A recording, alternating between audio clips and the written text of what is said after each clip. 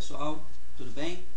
Estou gravando esse vídeo como um complemento didático a uma reflexão apresentada à PIB Nova York recentemente. Talvez você vai estar assistindo isso depois de já ter assistido a essa reflexão, talvez antes. É uma reflexão que se baseia em boa parte, no capítulo 7 e 8 de livro de Atos dos Apóstolos, no Novo Testamento. Uma passagem da morte de Estevão para a diáspora dos cristãos, os cristãos sendo espalhados, saindo de Jerusalém e indo para evangelização de outras cidades, de outras nações, de outros povos. Até então eles estavam aguardando em Jerusalém, conforme era a orientação de Jesus para eles, que ficassem em Jerusalém durante um tempo, mas depois do dia de Pentecostes, a descida do Espírito Santo, a vinda do outro Consolador, do Paráclitos, eles deveriam sair de Jerusalém e compartilhar o Evangelho e as boas novas do reino e da ressurreição de Jesus para todos os povos, não somente para judeus, não somente para o povo de Israel, mas para todos os povos, e não somente em Jerusalém, mas por todo o mundo. Mas eles estavam fixos em Jerusalém, permaneceram em Jerusalém mesmo depois da vinda do Consolador, e então, a partir da perseguição de Estevão, eles, no capítulo 8, começam a se espalhar, e um bom exemplo disso já começa no capítulo 8 mesmo, quando Filipe vai para Samaria evangelizar os samaritanos, que era um povo separado dos judeus, embora com uma origem comum, um povo já com uma história de ódio e de separação dos judeus. Muito bem, esse é o contexto da reflexão, e então eu quero fazer um breve complemento, porque faço uma menção no capítulo sobre o apedrejamento de Estevão, e como um marco dentro da história do início dessa perseguição, que se aumentou muito, e não foi só a morte de Estevão, foram vários eventos de perseguição, provavelmente outras mortes também, já antes dessa diáspora, e aí a gente sabe, já tem muitos relatos e registros de muitas mortes, de muitos mártires, depois dessa diáspora para frente, ao longo de toda a história da igreja, inclusive no primeiro século. Mas morre o primeiro ali registrado, Estevão, e apedrejado, e diz o texto que Saulo, que nós conheceremos depois, como Saulo de Tarso, que muda o nome, assume um outro nome, Paulo, ele estava presente e, segundo o texto, consentindo na morte de Estevão. E eu faço no registro de que Saulo estava ali por causa do zelo que ele tinha com a sua fé, como zelote que era, e que precisava de, como faziam os zelotes, expurgar a sua nação, seu povo e sua fé, sua religião, de qualquer contaminação, de qualquer mal, de qualquer seita, de qualquer herege, de qualquer empecilho à vivência total, integral da sua fé, da sua religião para o seu povo. Assim eram os zelotes, com todo esse zelo, um zelo exagerado, e talvez alguns não tenham compreendido muito bem isso, e eu faço esse complemento didático aqui, falando não de uma forma mais devocional, aplicativa, mas falando mais de uma forma mesmo didática e mais de conteúdo, mais informativa, mas que você pode depois procurar a parte mais contemplativa e mais devocional, mais aplicativa na outra reflexão. Bom, a gente está acostumado a entender Paulo e de apresentar Paulo somente como um fariseu, né? gente sabe, a maioria das pessoas talvez saibam que no Novo Testamento, no mundo do Novo Testamento, que é uma continuação assim do mundo do chamado período interbíblico, mais ou menos 400 anos antes do nascimento de Jesus Cristo, naquela região aconteceram muitas mudanças políticas, culturais, e fez com que, quando Jesus chega, e nesse tempo da vida de Jesus e dos apóstolos e do livro de Atos, das cartas, nós nos deparamos com alguns grupos enquanto lemos as narrativas bíblicas, os evangelhos, enquanto lemos as cartas, o livro de Atos. E entre os grupos nós temos citações, alguns grupos citados, muito citados, outros nem tanto citados, às vezes só algumas referências a eles, às vezes nem referências. Nós temos os grupos mais conhecidos, e antes deixa eu dizer que eu não pretendo ser assim cabal e dizer tudo o que a gente sabe, tudo o que é possível dizer sobre esse grupo, sobre esses grupos. Você pode fazer uma pesquisa mais apurada depois, mas só o básico mesmo para você conhecer, para expandir um pouco os seus conhecimentos e a sua compreensão sobre isso que foi dito de Paulo como o zelote, como aquele que estava na morte de Estevão aplicando o seu zelo, né? A sua fé no zelo. Entre os grupos nós temos, por exemplo, os fariseus, os saduceus, os essênios, os zelotes, né? Os hassidim, tinham grupos dos herodianos, tinham judeus helenistas. Então, para a gente entender um pouquinho de cada um, do contexto de cada um rapidinho, um pouquinho de cada um, para eu falar mais sobre essa questão do zelo, né? E dos zelotes, que tem a ver com Paulo ali diante de Estevão.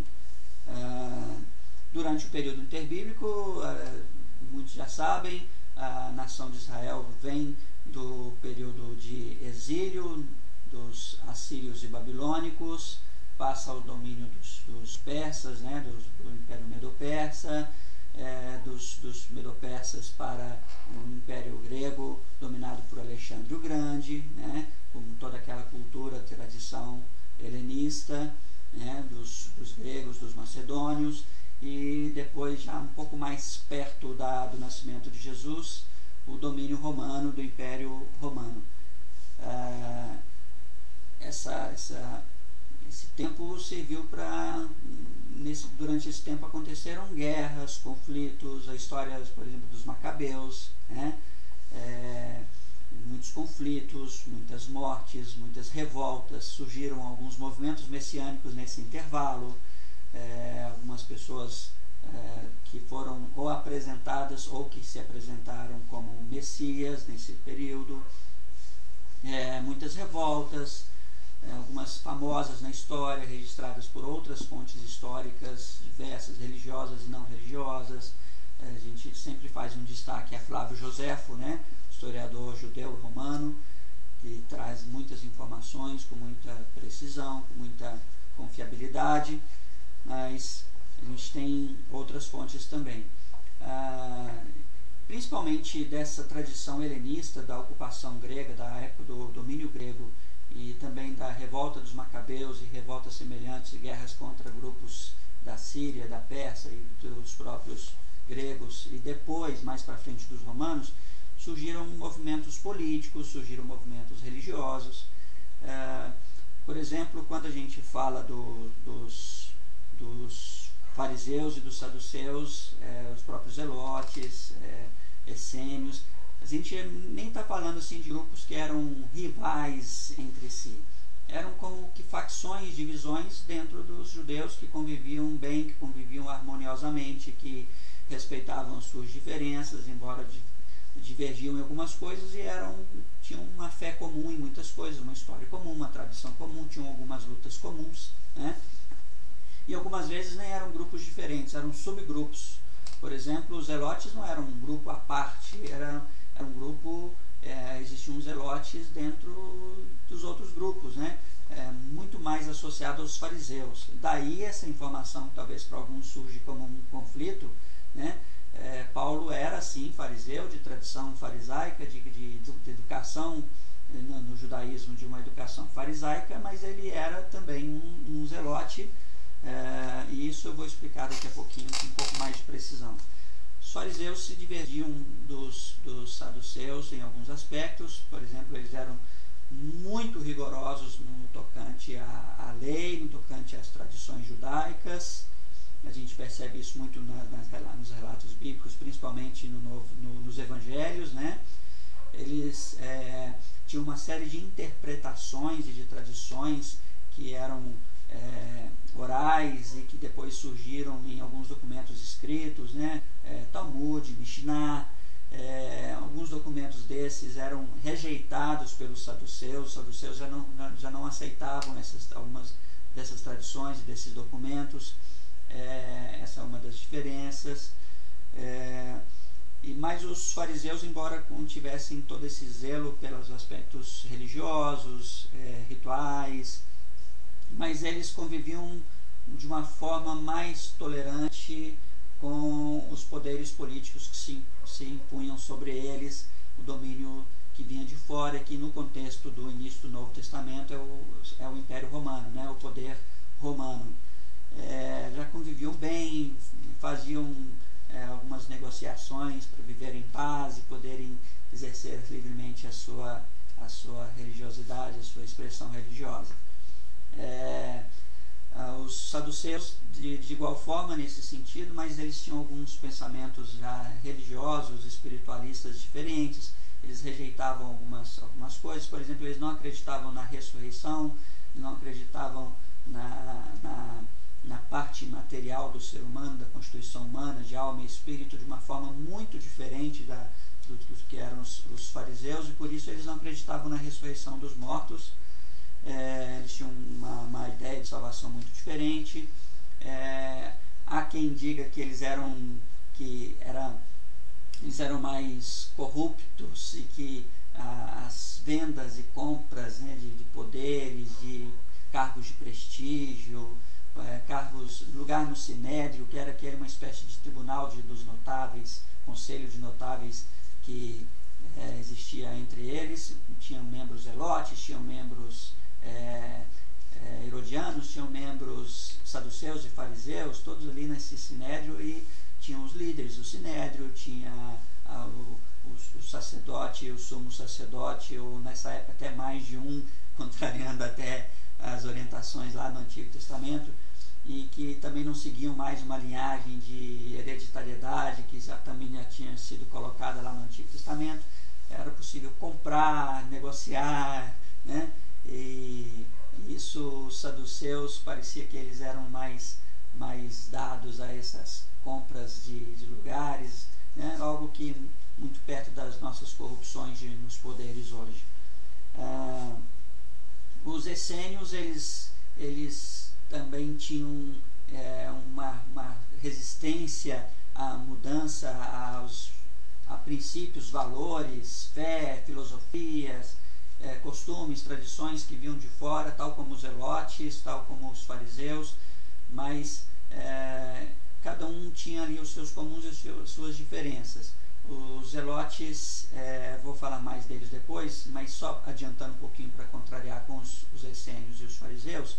Os zelotes, eles queriam uma resistência, mas eles acreditavam que eles tinham que formar juntar força para formar uma resistência depois que fosse ao limite extremo, que fosse a guerra, e que pudessem guerrear contra os poderes que os oprimiam. Tanto os poderes e influências religiosas como as políticas. Isso até fizeram depois, eu vou chegar lá depois quando eu for falar só sobre os zelotes. Os fariseus, eles eram mais tranquilos nos aspectos políticos, nos culturais, eles respeitavam, não tanto quanto, por exemplo, mas não se misturavam como, por exemplo, faziam alguns helenistas, né? Os judeus helenistas, eles estavam completamente contaminados pelas tradições gregas que eles receberam e que em boa parte coadunavam ali, eram parecidas com as tradições romanas. Então estava tudo de boa para os helenistas. Os fariseus não, os fariseus se mantinham mais tradicionais, mais conservadores. E no meio disso os essênios era um grupo que concordava em parte com os fariseus, em parte com os zelotes, mas que achavam que não deveriam, não tinha que fazer guerra armada, luta armada. Eles preferiram outro caminho, que era se separar do convívio dos diferentes, dos rebeldes, dos contaminados, dos hereges. É mais ou menos como se fosse assim, e viraram uma espécie, assim, grosso modo, por favor entenda que é grosso modo, uma espécie de, assim, de anciões eremitas, que se isolaram em regiões isoladas, fora do convívio, do constante convívio social, formando comunidades de pessoas mais vivendo isoladamente, remotamente, de uma forma mais arcaica, mais primitiva, e compartilhando a sua fé, vivendo a sua fé, sem se envolver com questões políticas.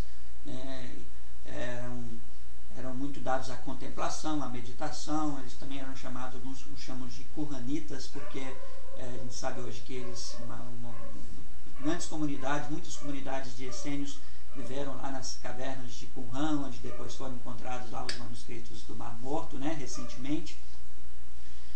Então esses eram os essênios. Como eu disse, não pretendo dizer tudo o que é possível dizer sobre cada um deles, não. Existia um grupo que eu acho que é até interessante, que é pouco citado, pouco mencionado. Alguns dizem que era um grupo, alguns dizem que era só uma expressão de fé no meio deles, que eram os Hassidim. Os Hassidim, eles eram tão extremos na questão de manter a sua fé, os seus valores, suas tradições, a ponto de que há um relato histórico de que houve uma perseguição dos sírios a um grupo de judeus durante a resistência dos Macabeus, né? A revolta dos Macabeus se dá mais ou menos no ano 170, 160 a.C., e que numa dada perseguição eles estavam escondidos num determinado lugar, e havia cerca de 1000 judeus lá, praticantes dessa fé Hassidim, e chegou um momento em que se aproximou os perseguidores sírios e eles tinham como fugir, mas estava dentro do período do Shabbat judaico, do descanso, né? Do dia de Shabbat, o sábado judaico de descanso, em que havia limite por exemplo, de exercício, de esforço, de quantidade de distância a ser percorrida, né? Alguns interpretavam de um jeito, outros de outros, mas os mais extremistas não podia nem se mexer do lugar, ou para outros pode, mas de tal a tal distância somente, mais que isso não pode. E por levar isso ao extremo, eles preferiram que o exército os alcançasse e matasse todos eles do que fugir, para não desobedecer ao Shabbat, né? Assim eram os Hassidim. Então chegou no extremo de nós não vamos quebrar o Shabbat, mas o exército vem aí, então quem quiser fugir foge, mas vai estar desobedecendo, eu vou ficar. E ficaram cerca de 1000 pessoas, e 1000 pessoas foram mortos pelos inimigos, porque era Shabbat e não podia fugir dali por causa do Shabbat. Sendo uma história curiosa aí sobre os Hassidim. Então, com esse contexto, acho que a gente consegue falar um pouquinho mais sobre os zelotes, esses grupos, subgrupos dentro da comunidade palestina judaica nessa época. E vamos entender então essa questão do zelo, e Paulo como um fariseu, um judeu fariseu de tradição farisaica e de tradição também do zelo, do chamado zelo, né, entre os zelotes. Bom, na tradição judaica, que era muito centralizada em torno da oração e de alguns princípios que eram basilares, fundamentais e inegociáveis para qualquer judeu, há um apelo muito forte, principalmente isso ficou muito forte, marcado para os judeus depois do exílio assírio-babilônico, que é Deus como único Deus, e a gente não pode ter idolatria de jeito nenhum. Nós, desde o tempo dos juízes, que a gente sofreu muito com idolatria, e depois veio essa que a nossa nação, até hoje nós não somos uma nação livre por causa da idolatria, por ignorar que o Senhor Deus é o único Deus, e sempre que a gente quebrou isso, a gente pagou o pato, né? Então, a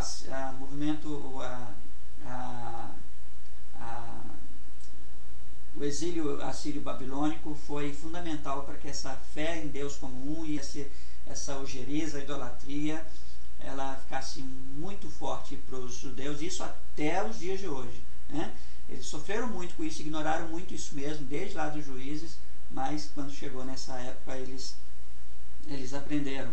E na fé judaica, um elemento central é a oração que eles aprenderam, está muito bem registrada lá, por exemplo, em Deuteronômio 6, que é Shema Israel Adonai Elohenu Adonai Echad, que é: escuta, ó Israel, o Senhor nosso Deus é um só, o Senhor é um.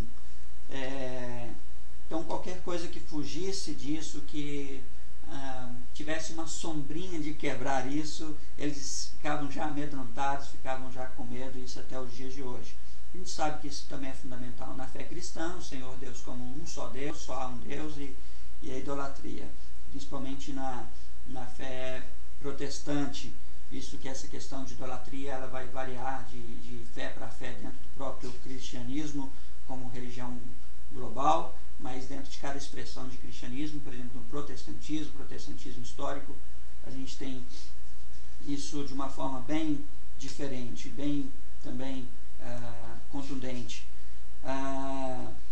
E aí existe uma expressão dentro dos judeus que era os goim, os outros povos e nós. Os goim eram os outros povos, as outras nações. E o curioso para eles é que eles, para cada judeu, nós somos um povo, nós somos uma nação, nós somos um país, mas que em sentido político eles não estavam sendo. Há muito tempo que eles já não eram mais um povo, uma nação. Já desde o cativeiro assírio-babilônico. Agora eles estavam sob domínio dos romanos. E então tinham os goim, os povos e nós. São eles e nós. Nós somos separados e eles achavam que eles eram o único povo alvo do projeto de Deus, da bênção de Deus, do cuidado de Deus, né? Então eles tinham que ser separados e diferentes dos goim, dos outros povos, né? Deus tinha um plano só para eles, somente para eles, que é o que depois o Evangelho de Jesus, e Jesus na sua pregação, no seu Evangelho, vai dizer que não, e Paulo é um grande embaixador disso, né? O Evangelho para todas as nações. Bom, partindo desse contexto, nós temos alguns cuidados que eles tinham que tomar, que eles queriam tomar, para que eles não fossem contaminados pelos costumes, pela fé, pela podridão que eles achavam dos outros povos. O que fosse preciso fazer, eles deveriam fazer para livrar o seu povo, sua fé, sua gente dessa contaminação. Vale lembrar que eles acreditavam que, como bons judeus, né, como um bom judeu, Paulo estava esperando a redenção, a remissão de Israel, dos judeus.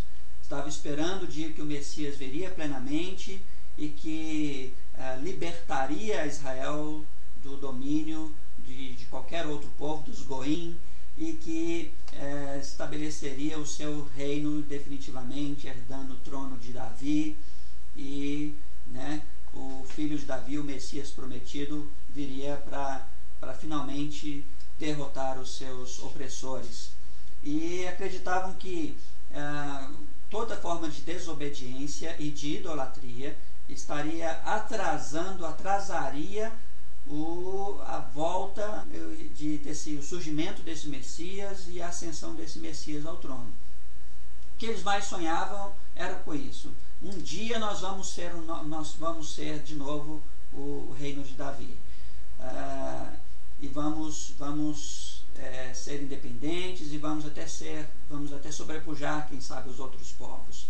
Mas tudo o que fosse desobediência e idolatria estaria atrasando o advento desse Messias e o reinado desse Messias, o dia em que Deus faria aquilo que ele tinha prometido desde os tempos mais remotos. Estava tudo bem registradinho lá na Bíblia deles, que era o Antigo Testamento.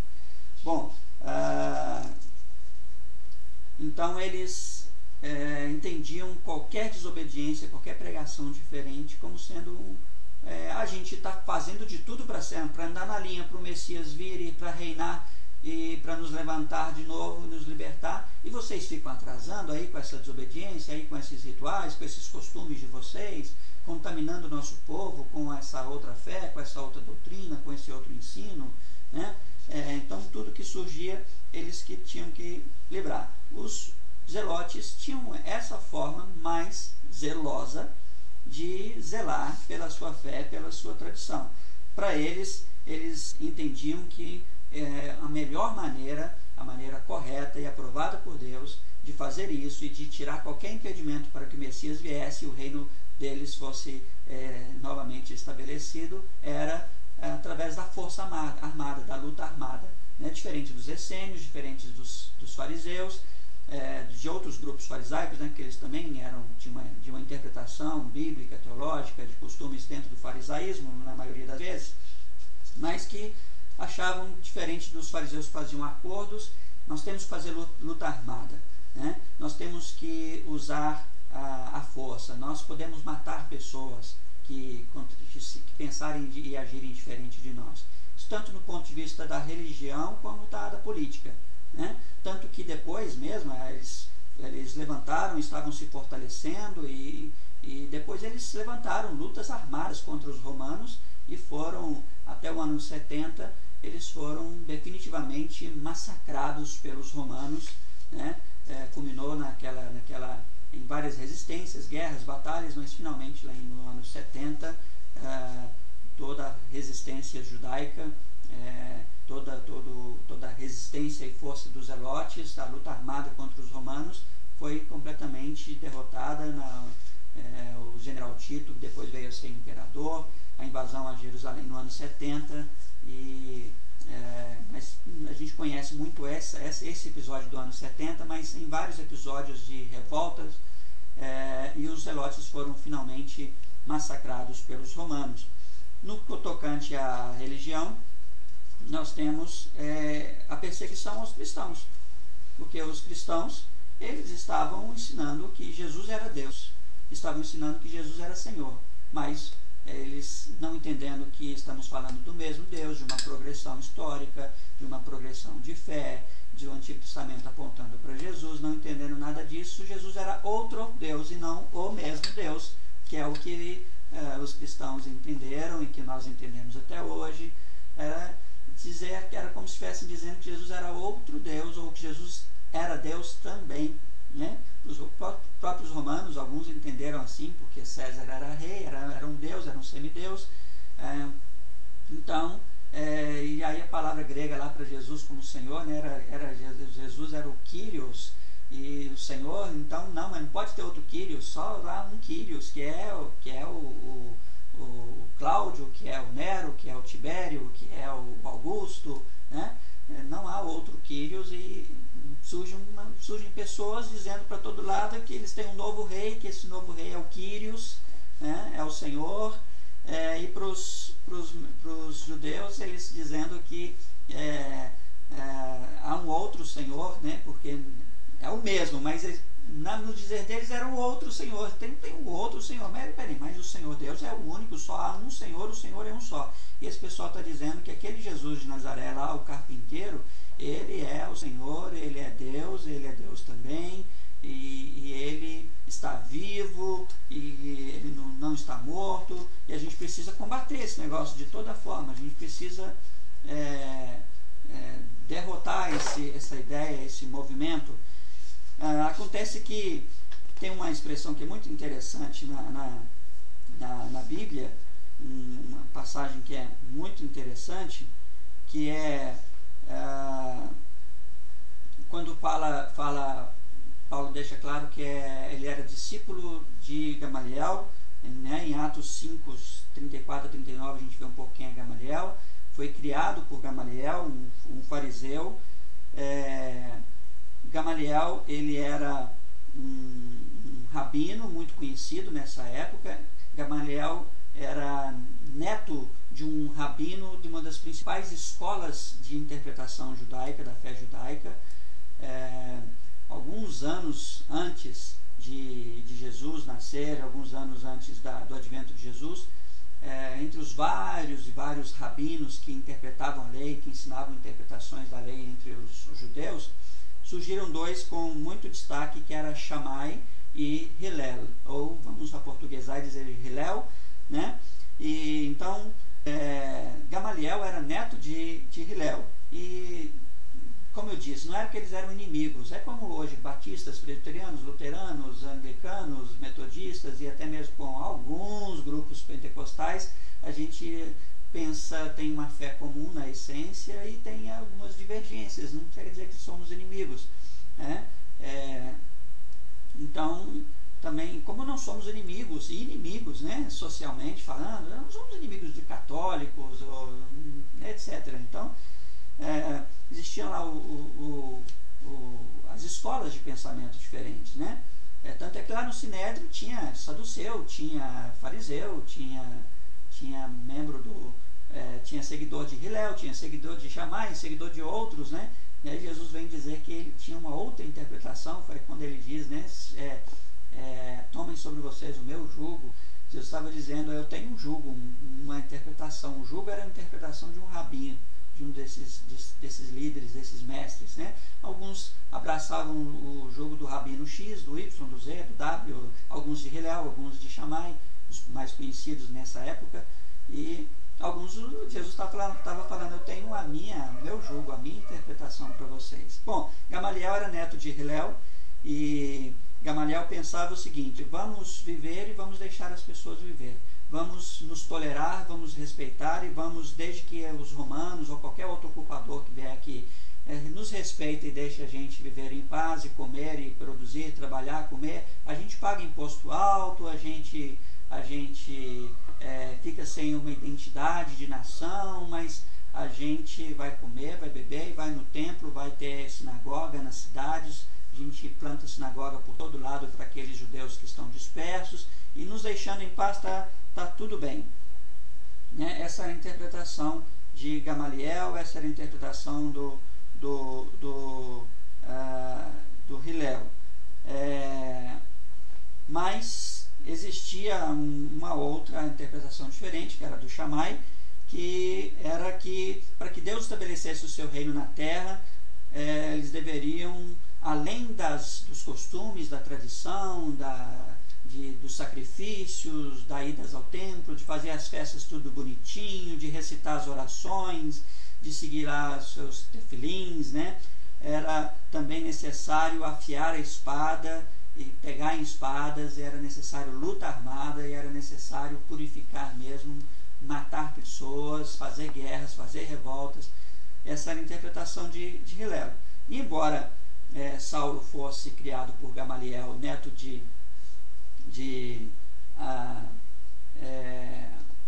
essa era a interpretação do Shammai.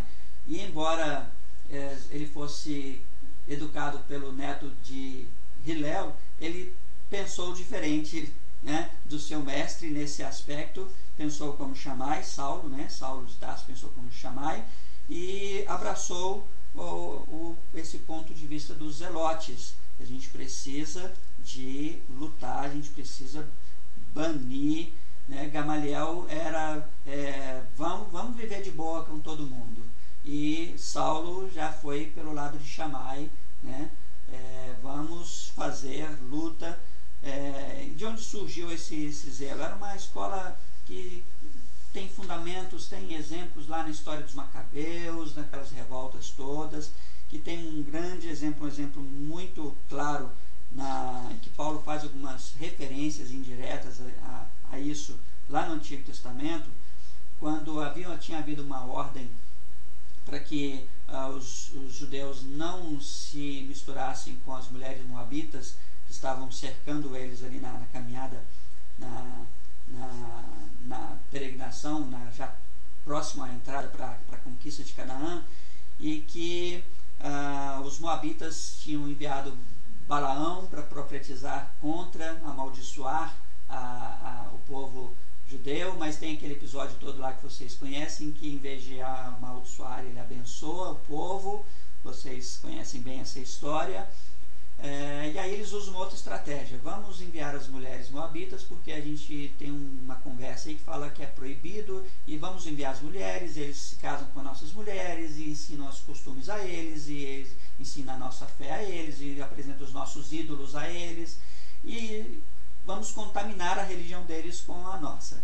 E aí fizeram assim, e há um exemplo que ficou como um episódio, um exemplo, entre muitos que deve ter acontecido certamente, que é um momento em que, com aquela contaminação, pragas sobrevindo, e a interpretação era clara: castigo do céu por causa de alguma coisa. Quando foi ver, essa coisa era a mistura, a idolatria, são as mulheres moabitas trazendo coisas aqui. E então Finéias encontra uma mulher moabita com um homem numa tenda, e aí diz a Bíblia, num evento que alguns de vocês talvez vão dizer funesto, mas ele atravessa com uma lança o casal num só golpe, os dois ao mesmo tempo, e isso foi considerado como um gesto de limpeza, de purificação. Aí a praga cessa, e é claro que hoje a gente pode entender que esse episódio não foi único, foi um exemplo, né? Um modelo, um arquétipo de uma série de ações de purificação. Finéias atravessa o casal com sua lança, e diz o texto que isso lhe foi imputado, creditado como justiça.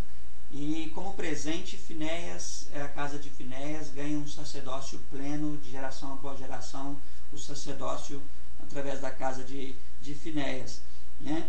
Depois nós vamos ver ações semelhantes, e essa frase, né? Isso lhe foi creditado, imputado como justiça.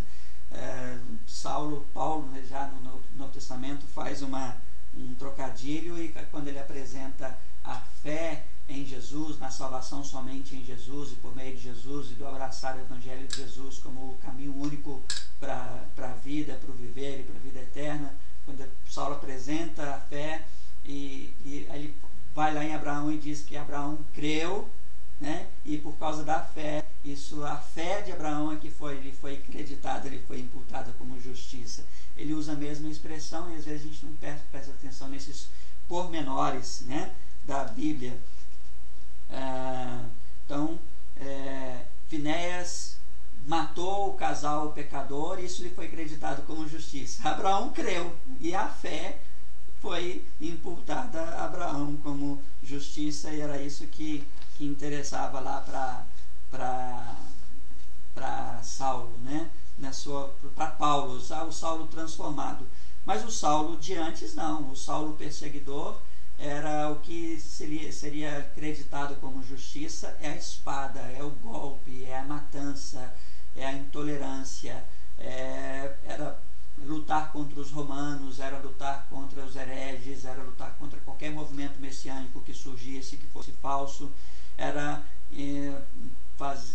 lutar contra tudo e todos, ainda que com a espada, que pudesse adiantar e favorecer o cenário na terra para o advento do Messias e para o reino de Deus ser estabelecido, né, através dos judeus e entre os judeus. Era esse o zelo de Paulo, de Saulo, né? E por isso Saulo estava ali consentindo na morte de Estevão, que estava apresentando um Jesus que era Senhor, que era o Quírios, que era Messias, que era rei, e dizendo que o reino já chegou. Como assim? Que o reino chegou? É chegado o reino? Não, de jeito nenhum, o reino não chegou. E essa era a fé que depois Saulo abraça, e que Saulo prega, e que Saulo vai dizer, né? Que sim, Jesus de Nazaré era esse Messias prometido, tudo aquilo que eu cria, que eu esperava, já tinha acontecido, aconteceu em Jesus, foi consumado em Jesus, o reino chegou, o rei é Jesus. Mas até esse Saulo aqui do capítulo 7, 8 de Atos, ele não cria em nada disso, né? Isso ele vai crer depois, no capítulo 9, quando ele vê o próprio Jesus. E isso aí é a grande mudança o grande ato da história do livro de Atos e de Paulo, né? Porque o zelote que está querendo limpar tudo e matar todos e favorecer ao máximo a vinda de Jesus, e que mata Estevão e que sai perseguindo e matando um monte de gente, encurralando os cristãos para que essa fé não se difundisse, para que o reino de Deus pudesse vir, ele se encontra com o próprio Jesus, vivo, ressurreto, e aí ele, opa, é alguma coisa errada. O que eu estou esperando e lutando e trabalhando e matando gente, perseguindo gente para que o reino venha, veio mesmo. Esse pessoal estava falando a verdade, esse Jesus está vivo mesmo e ele é o Senhor mesmo. E então dali para frente, de Atos 9 para frente, ele deixa de ser o perseguidor e ele passa a ser o propagador dessa fé em Jesus e do reino e do reinado de Jesus, né? E essa foi a grande mudança na vida dele, né? Mas aqui no capítulo 7, no capítulo 8, nós estamos diante de um zelote, de alguém que por zelo, e essa é a expressão mesmo que ele usa, né, em alguns momentos na Bíblia, no livro de Atos, nas cartas também, ele diz que segundo a fé, ele era o fariseu, criado por Gamaliel, ele sempre fala isso, lá no livro de Gálatas ele fala isso, no livro de Filipenses, na carta aos Filipenses ele fala isso, mas que segundo o zelo, ele diz, né, aos Filipenses, segundo o zelo, perseguidor da igreja, né? Por causa do zelo, ele era o perseguidor dos cristãos, perseguidor da igreja, mas depois ele descobre que o que ele estava querendo, trabalhando e perseguindo pessoas para que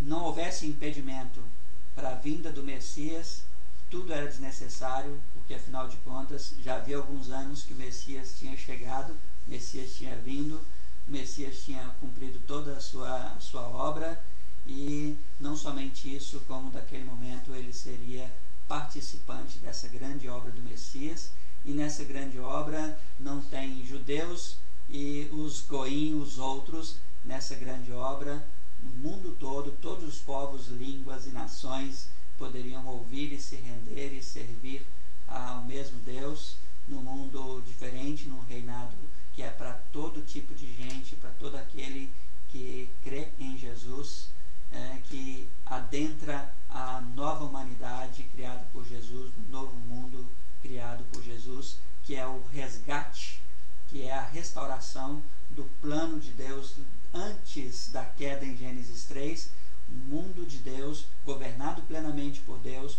com a humanidade de Deus, servindo e totalmente entregue e submissa ao governo, ao domínio, à vontade de Deus. E a gente ainda crê e espera que esse tempo vai chegar.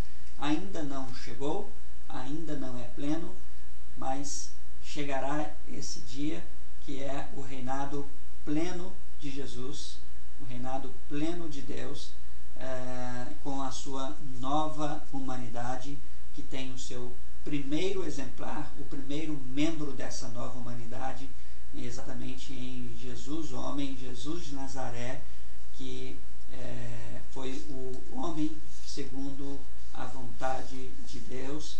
O primeiro Adão falhou, o segundo Adão, Jesus de Nazaré, não falhou. E depois de ter morrido, quando ele ressuscita já membro dessa nova humanidade ressurreta, redimida, transformada, da qual muitos outros, não só judeus, mas de todos os povos, línguas e nações poderão fazer parte.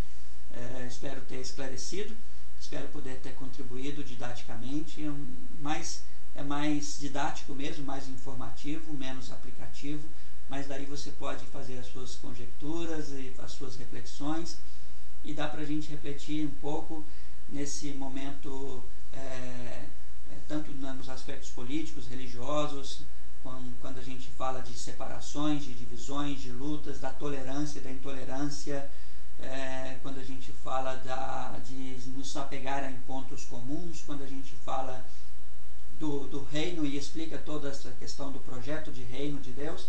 E quando a gente fala também da corrupção que permeou alguns grupos, né? Tudo isso você pode aí na sua casa com calma pensar e tirar algumas lições, algumas aplicações disso para hoje no cenário político, no cenário social, no cenário das multireligiões, dos multigrupos, né? Da multietnia, mas sobretudo que você pense que um dia prevalecerá um único reino, uma única humanidade, o reino de Deus, a nova humanidade de Deus. Espero ter contribuído. Gostou? Curta, compartilhe, inscreva-se no canal, porque sempre vai ter alguma coisa em alguma área da filosofia, da psicologia, de história, de conhecimentos gerais, de arte,